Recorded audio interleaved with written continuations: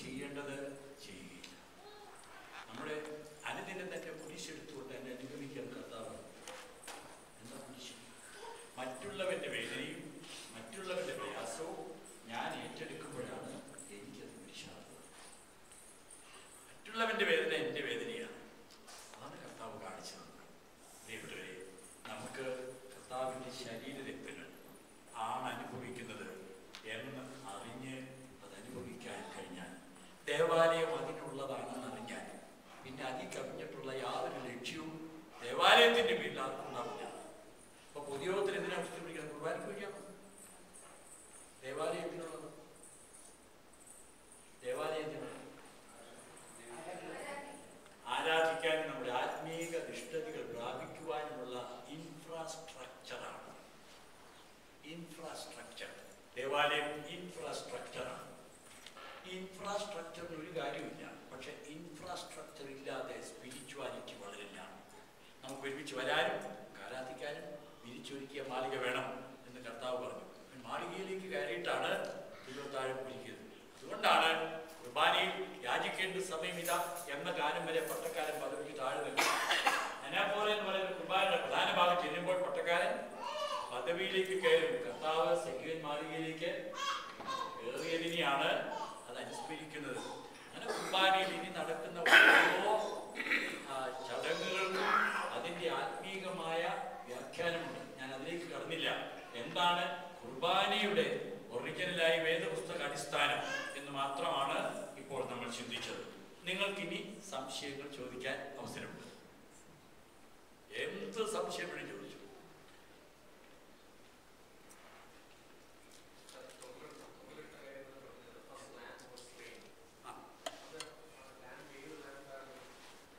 ആ കുഞ്ഞാട് യേശു ക്രിസ്തുവിനെ സൂചിപ്പിക്കുന്നതാണ്. അത് ഞാൻ ആദ്യമേ പറഞ്ഞല്ലോ, ഉൽപ്പത്തി പുസ്തകത്തിലെ 11 അധ്യായങ്ങൾ വെറും സിംബോളിക്കാണ്. Don't take it in literal meaning. അവിടെ അവരൊരു തുണി പിടിപ്പിച്ചതായിട്ടോ പശവനെ പോലെ കളിമണ്ണും കൊണ്ടൊക്കെ ഉണ്ടാക്കിയിട്ട് മൂക്കിലേക്ക് ഒരൊറ്റ ഊത്ത് കൊടുത്തു വിചാരിക്കുന്നത് മഹാമത്തരാണ്. എന്താണ് മനുഷ്യനും മൃഗവും തമ്മിലുള്ള വ്യത്യാസം? മൃഗങ്ങൾ ഉണ്ടാകട്ടെ എന്ന് ദൈവം പറഞ്ഞുണ്ടായി, മനുഷ്യനുണ്ടാകട്ടെ എന്ന് പറഞ്ഞില്ല. അത്രയുള്ള ആ സിംബോൾ അവനെ ദൈവം മൂക്കിൽ ശ്വാസം എന്ന് പറഞ്ഞാൽ there is a part of God, that is the spirit of God. ഈ മൃഗത്തിന് ജീവനുണ്ട്, ശരീരമുണ്ട്. മനുഷ്യനോ ദേഹമുണ്ട്, ദേഹിയുണ്ട്, ആത്മാവുണ്ട്. ആത്മാവാണ് സ്പിരിറ്റ് ഓഫ് ഗോഡ്. അപ്പം ദൈവാത്മാവുള്ള മനുഷ്യന് മാത്രമേ ദൈവം ഉണ്ടെന്ന് അറിയാനൊക്കെ. എന്താണ് മൃഗവും മനുഷ്യനും തമ്മിലുള്ള വ്യത്യാസം? മൃഗത്തിന് ദൈവം ഉണ്ടെന്ന് അറിയാൻ പാടില്ല. മനുഷ്യൻ ദൈവം ഉണ്ടെന്ന് അറിയുന്നത് ദൈവത്തിന്റെ പാർട്ട് മനുഷ്യനുള്ളതുകൊണ്ടാണ്. സിംബോളിക്ക. അത് ന്യായപ്രമാണമാണ് ഞാൻ പറഞ്ഞു. അതായത് പഴയ നിയമ യഹൂദന്മാരുടെ കാലഘട്ടം. അതിൽ നിന്ന് മാറ്റി തേജോ വസ്ത്രം വല്ലതും കിട്ടുന്നുണ്ടോ? മാമോദിസ വസ്ത്രം വല്ലതും ഉടുപ്പിച്ചാണ് വിടുന്നത്. തേജോമയമായ വസ്ത്രം അണിഞ്ഞിരിക്കുന്നു എന്ന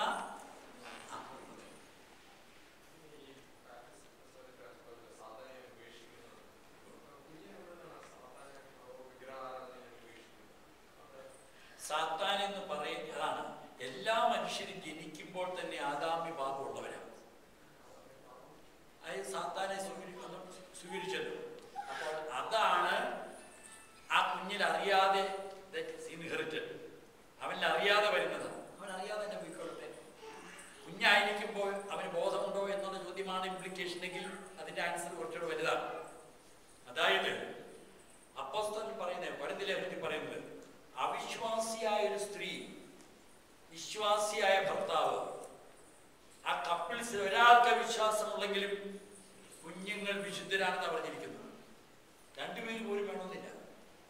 അതുപോലെ മരിച്ചവർക്ക് വേണ്ടി സ്നാനമുണ്ട് കൊരിന്ത്യലേഖനത്തിൽ. അപ്പോൾ 8 ദിവസമാകുമ്പോൾ പഴയ നിയമകാലത്ത് യഹൂദ ജനതയിൽ അവനെ സഭയിൽ ചേർക്കുന്നു. ആ കുഞ്ഞെന്തറിഞ്ഞിട്ടാണ്. അതുപോലെ തന്നെ പ്രായമാകുന്നതിന് മുമ്പ് തന്നെ ആ കുഞ്ഞിനെ ഈ സഭയിലെ അംഗത്വമായി പൗരനായി, അമ്മയുടെ ഉദരത്തിലെ ജനിക്കുമ്പോൾ ഈ രാജ്യത്തിലെ പൗരനായി.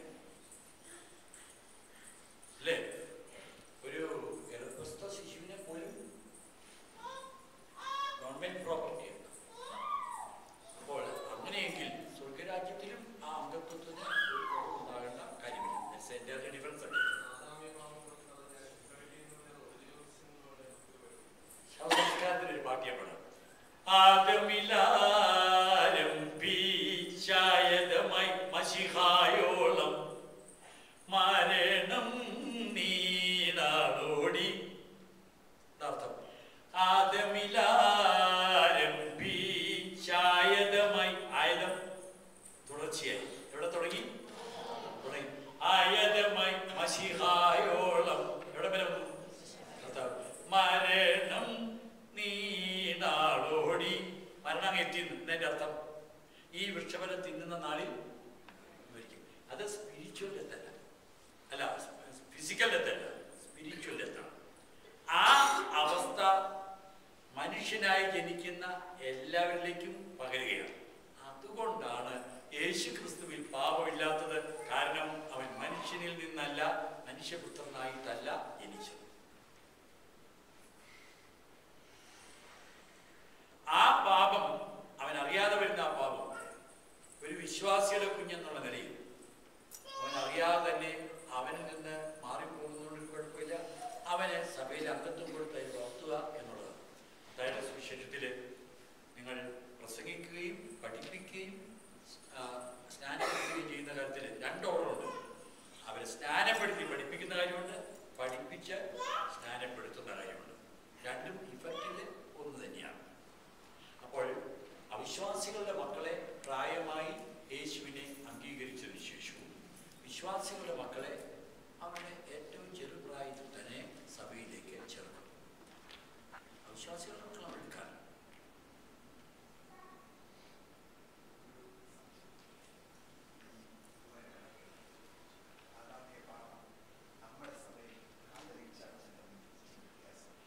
ആദാമ്യ പാപമെന്ന് ഈ ഇത് മരണത്തിന് വിധേയമാകുന്ന അവസ്ഥയ്ക്കാണ് അവിടെ പാപം എന്ന് പറയുന്നത്. വൃക്ഷഫലം തിന്നുന്ന നാളിൽ മരിക്കും. നിങ്ങൾ ഉദ്ദേശിക്കുന്നത് മെയിൽ ഫീമെയിൽ റിലേഷൻ, അതായത് സെക്ഷൽ റിലേഷൻഷിപ്പിനെ കുറിച്ചാണ് പറയുന്നതെങ്കിൽ അത് പാപമാണ്. അവർ പറഞ്ഞാൽ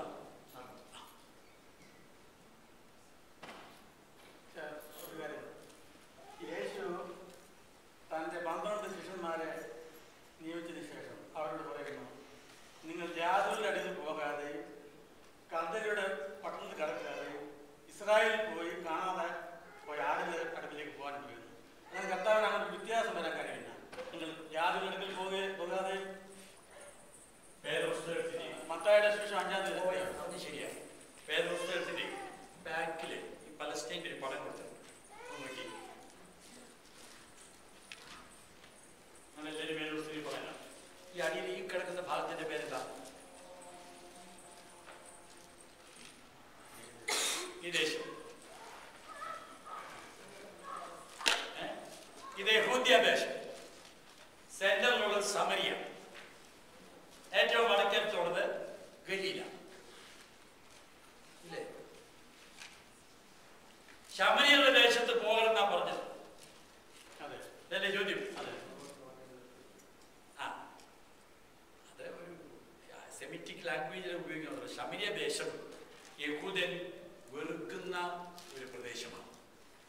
അതിനൊരു കാരണം, യഹൂദന്മാര് ശത്രുക്കളാൽ പിടിക്കപ്പെട്ട് നെബൂഖദ്നേസറിന്റെ അടിമയായി കൊണ്ടുപോയപ്പോൾ അവിടെ പോയ യഹൂദൻ ജാതികളോട് ഇടകലർന്നു. അവരിൽ നിന്ന് കല്യാണം കഴിക്കുകയും കല്യാണത്തിന് കൊടുക്കുകയൊക്കെ ചെയ്ത് അങ്ങനെ ജാതികളുമായി ഒരു മിക്സർ ജാതി ഉണ്ടായി. അവരാണ് ഈ ശമരിയ ദേശത്ത് താമസിക്കുന്നത്. ഗലീലക്കാരും യഹൂദ്യക്കാരും അവരുമായി ബന്ധപ്പെടുത്താൻ ഇഷ്ടപ്പെടാത്തതിന്റെ കാരണം അവർക്ക് രക്തത്തിൽ കലർപ്പ് വന്നു